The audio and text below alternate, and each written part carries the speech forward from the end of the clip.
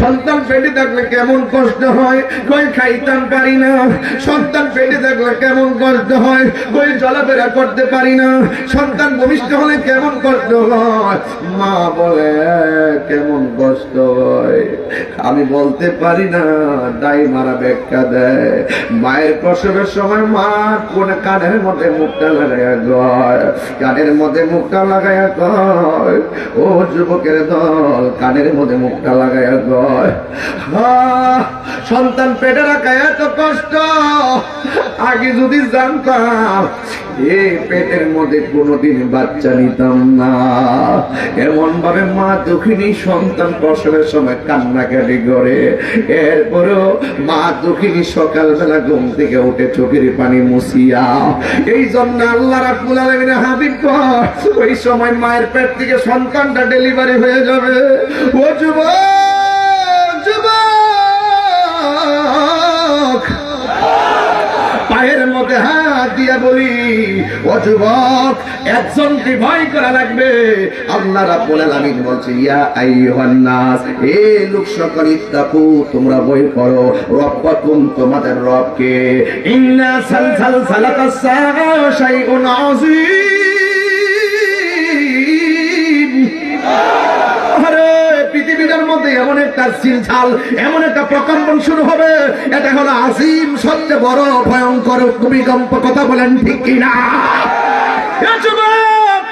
এমন একটা প্রলয়ঙ্কারী ভূমিকম্প, এমন একটা লারা মারব। আল্লাহ কই কুল্লু মান আলাইহা ফান।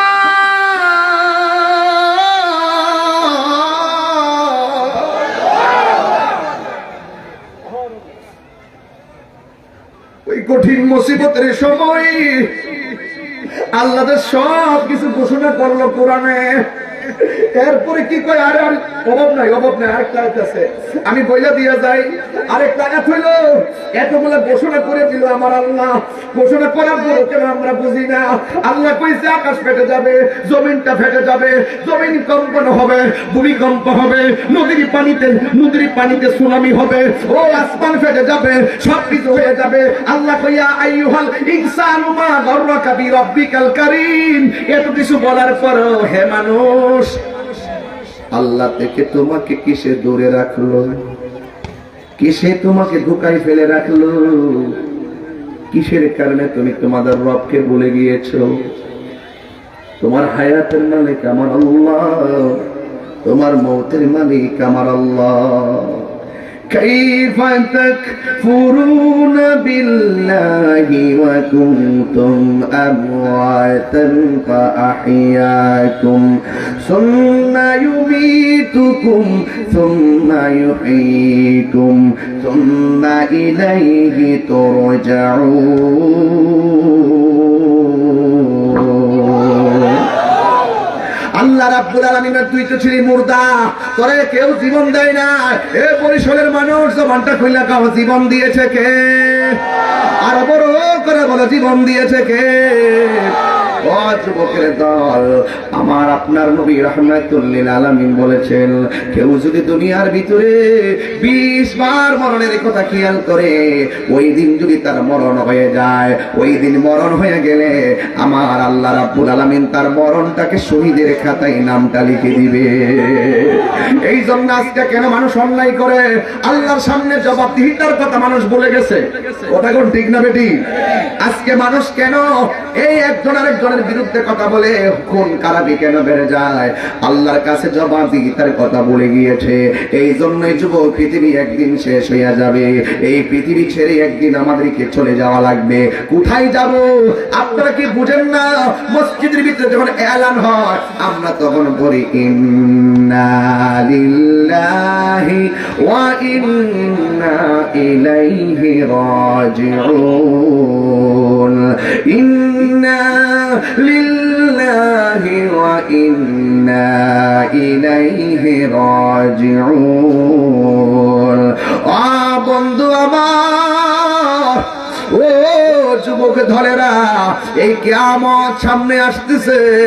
সবচেয়ে বড় কিয়ামত হলো তোমার মৃত্যুর সময় কিয়ামত। রাসূল বলছেন কবরটা হলো আখিরাতের প্রথম মঞ্জিল। এই কবর যার ভালো হয়ে যাবে, কিয়ামত বুঝি না, হাসর বুঝি না, আযাব বুঝি না। আমার নবী বলেন এই কবর যার ভালো হয়ে যাবে, হাসরের ময়দান তার ভালো হয়ে যাবে। আর জোরে জোরে কি আল্লাহু আকবার বলা যাবে না? আরে জোরে করে আল্লাহু আকবার। এই জন্য আমার যুবক ভাইরা, কিয়ামত হবে, সব ফান হয়ে যাবে, এমন একটা ময়দান আল্লাহ প্রস্তুত করবেন। এই দুনিয়া আপনি যা করছেন তার পুঙ্খানুপুঙ্খানু হিসাব দেওয়া লাগবে। ফামাইয়ামাল মিসকালা যাররাতিন শাররান ইয়ারা ওয়া মাইয়ামাল মিসকালা যাররাতিন খায়রান ইয়ারা। আল্লাহ রাব্বুল আলামিন বলছেন, যাররা যাররা পরিমাণ যারা মন্দ কাজ করবে, যাররা যাররা পরিমাণ প্রতিফল দেওয়া হবে। আর যাররা যাররা পরিমাণ যারা ভালো কাজ করেছে, আমার আল্লাহ রাব্বুল আলামিন যাররা যাররা পরিমাণ প্রতিদান দিবেন একটা ময়দানে। ওই ময়দানের নাম হলো হাসরের ময়দান। জোরে জোরে কি আল্লাহু আকবার বলা যাবে না? ওই হাসে মামা, এই মামা, হাসরের ময়দানে সর্বপ্রথম হিসাব হবে নামাজের। কি সঠিক নাকি? হ্যাঁ, বানায় বানায় বলছি। হ্যাঁ, কে নিবে? কে নিবে হিসাবটা? কে নিবে?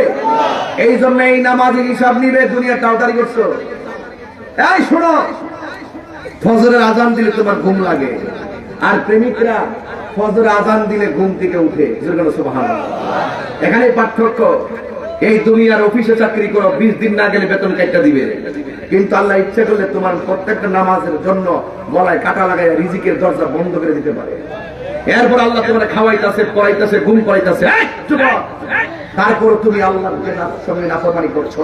কিন্তু মনে রেখো, হাসরের ময়দানে নামাজের হিসাব না দিয়ে একটা কদম সামনে যেতে পারবে না। আল্লাহ ছাড় দিয়েছে, কিন্তু হাসরের মাঠে তোমাকে ছেড়ে দিবে না। এটাই ফাইনাল। রাসূল বলছেন নামাজে আল্লাহকে দেখার সুযোগ আছে, নামাজের মাধ্যমে আল্লাহর সঙ্গে কথা বলার সুযোগ আছে। এখন বলবেন হুজুর, নামাজের মাধ্যমে আল্লাহর সঙ্গে দেখা করা মানে কি? রিওয়ায়াত কি আপনি বলেন নাই? বলা হয়েছে তুমি এমন ভাবে নামাজ পড়ো যেন তুমি আল্লাহকে দেখতেছো। আর যদি তুমি নাও দেখো, এই বিশ্বাস করবা আল্লাহ তোমাকে। আর একটা হলো নামাজের ভিতরে আল্লাহর সঙ্গে কথা বলা যায়। কিভাবে কথা বলা যায়? আমরা মনে করতেছি সূরা পড়তেছি, আমরা মনে করতেছি কোরআন শরীফ পড়তেছি। রাসূল বলতেছেন তোমরা কোরআন পড়ছো না, যদিও তোমরা কোরআন তেলাওয়াতের মাধ্যমে নামাজ শেষ করতেছো, কিন্তু হাকিকতে তোমরা আল্লাহর সঙ্গে কথা বলতেছো। বাবা, আমি যখন উমরায় গেছি, আমার একটা নেশা ছিল। নেশা হলো কি? মদিনা যাওয়ার পরে, আমি তো প্রথম গেছি মদিনায়, মদিনায় যাওয়ার পরে টার্গেট হইল মসজিদে নববীতে জামাতের সাথে নামাজটা পড়বো আর মন খুললা কোরআন তেলাওয়াতটা শুনবো। সুবহানাল্লাহ। এরপরে নামাজ শেষে রাসূলকে রওজা মোবারক জিয়ারত করবো। যদি সুযোগ পাই মিলিয়াদের জান্নাত ঢুকলে আর হইতাম না, বয়ে থাকবো, আবার ওয়াক্তের নামাজটা এখান থেকে পড়ে যাবো। ঠিক আছে? এমন একটা নেশা আমার ভিতরে কাজ করছে, এবং আল্লাহ পাক আমাকে পদে পদে পদে পদে আল্লাহ পাক আমার মানে সহজ করে দিছে। হ্যাঁ, পদে পদে সহজ করে দিছে। আমি যখন ঢুকছি, ঢুকার পরে তেলাওয়াত শুনি, তখন শোনার পরে আমি তেলাওয়াতটা শুনে অত্যন্ত মুগ্ধ হই। কারণ কোরআন তেলাওয়াত এমন একটা জিনিস যে তেলাওয়াতের মাধ্যমে দিল নরম হয়। আরে আবু জাহিল্লা তো, আমি যে কিরে আঙ্গুদেশের কিছু কিছু আবু জাহিল্লা আছে, এর বিরুদ্ধে কেন কথা বলি? এইগুলো মুসলমান হইল ওই আবু জাহেলের চাইতে খারাপ। আবু জাহিল্লা কিন্তু বলছে তোরা কোরআন শরীফ শুনবি না, নবীর মুখের কোরআন তেলাওয়াত শুনতে যাবি না, কিন্তু না হইলেও সে রাতের অন্ধকারে সে নিজে যায় শুনতো। সুবহানাল্লাহ না?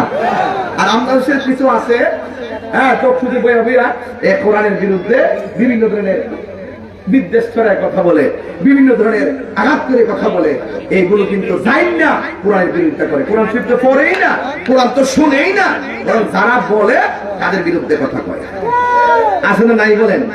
এমন বিদ্বেষ গুলা, এগুলো কিন্তু ভালো লক্ষণ না।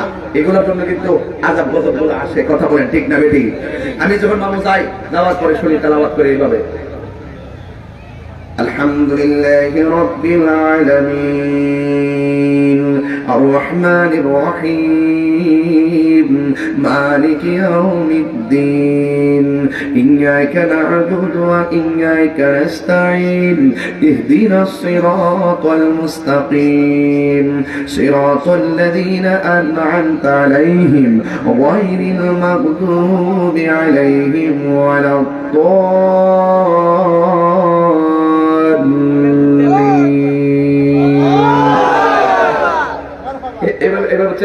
আমি তো পারি না এরকম এরকম এরকম ভাবে পড়ে আর আমার মনে মনে করি আরেকটু যদি বাড়াইতো মানে একটা শান্তি লাগে। আর আঙ্গুদেশের মধ্যে ফজর নামাজের টাইমে গিয়ে খারো আরে একজন ইমাম সাহেব লম্বা করে সোজা ও পাওয়া গেছে শেষ করে কিনলেন গিয়া কত সোজা না। ভালো কাজে যত আগ্রহ দিবেন ততই আপনার কাজ হয়ে গেছে। কথা বলেন ঠিক না বেঠিক? আলহামদুলিল্লাহি রাব্বিল আলামিন আর রহমানির রহিম মালিকি ইয়াউমিদ্দিন ইয়্যাকা না'বুদু ওয়া ইয়্যাকা নাস্তাঈন ইহদিনাস সিরাতাল মুস্তাকিম সিরাতাল লাযীনা আন'আমতা আলাইহিম গায়রিল মাগদুবি আলাইহিম ওয়ালাদ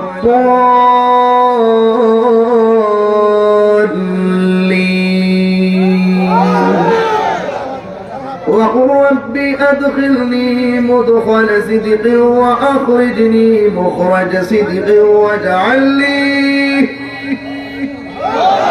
واجعل لي من لدنك سلطانا نصيرا وقل جاء الحق وزهق الباطل إن الباطل كان زهوقا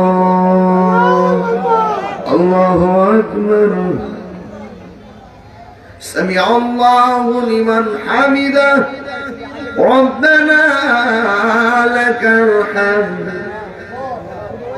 ভাল লাগেনি কি যে একটা শান্তি লাগে। আর যখন আজানটা হয় আমি তো একদম কাছে ছিলাম তো আল্লাহু আকবার আল্লাহু আকবার ওখানে আজানটা বাড়ি গেল আল্লাহু আকবার আল্লাহু আকবার। শান্তি লাগেনি? পৃথিবীর শ্রেষ্ঠ ডায়লগ আল্লাহু আকবার। এই বরিশালের মানুষ জবানটা খুলে বলে আল্লাহু আকবার।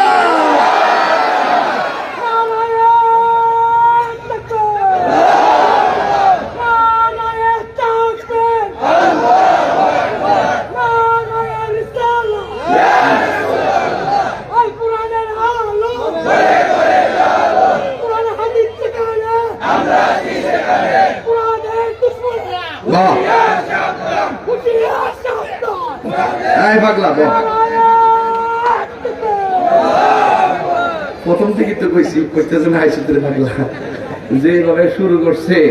এক যুবক ভাই আমার তেলাওয়াত শুনলে কি খারাপ লাগে? আমি যে ওয়াজ করছি সত্যি করে একটা কথা বলবেন, আমি কি বিনা প্রয়োজনে একটা কথা বলছি? এবং আরেকটা কথা, আমি কি দলিল ছাড়া কোনো কথা বলছি? আমার হুজুর একটা সূরা খুলে দিয়েছিল, এটা ডকডকে শুধু এই সূরা শুধু অনুবাদ যদি করি আমি 1 ঘন্টা ওয়াজ করতে পারবো। শুধু সূরাটা শুনলে শুধু অনুবাদটা যদি করি পুরো কিয়ামতের সে ভয়ঙ্কর ধারাবাহিকভাবে যে বিশ্লেষণ এখানে যে উল্লেখ করা হয়েছে এইগুলো যদি আমরা শুধু বলি আমরা বলতে পারবো। কিন্তু এই যুবকগুলা দেখেন, আমি যখন আগে ওয়াজে আসতাম জিকির কইলে শানটান গাইলে ফুলামান খুব মনোযোগ দিত। এখন যে আমি দেখেছি ফুলামান সব চেঞ্জ, আমরা যেভাবে সাজাবো সমাজ এইভাবে সাজবে ইনশাআল্লাহ। তাহলে আমি যে কোরআন তেলাওয়াত করছি আপনার কাছে কি খারাপ লাগছে? এবং আমি যে বিষয়টা টোকা দিয়ে টাচ দিয়ে কথা বলেছি আপনার খারাপ লাগছে? তবে একটা কথা আপনাদেরকে মানতে হবে, মৃত্যুর আগেই আল্লাহকে চিনতে হবে। মৃত্যুর আগেই আপনাকে আখিরাত ব্যাক করে যেতে হবে। আর যদি মনে করেন যে মৃত্যুর পরে আপনি যা পার পাওয়া যাবেন, এটা কখনো হবে না। আগে থেকে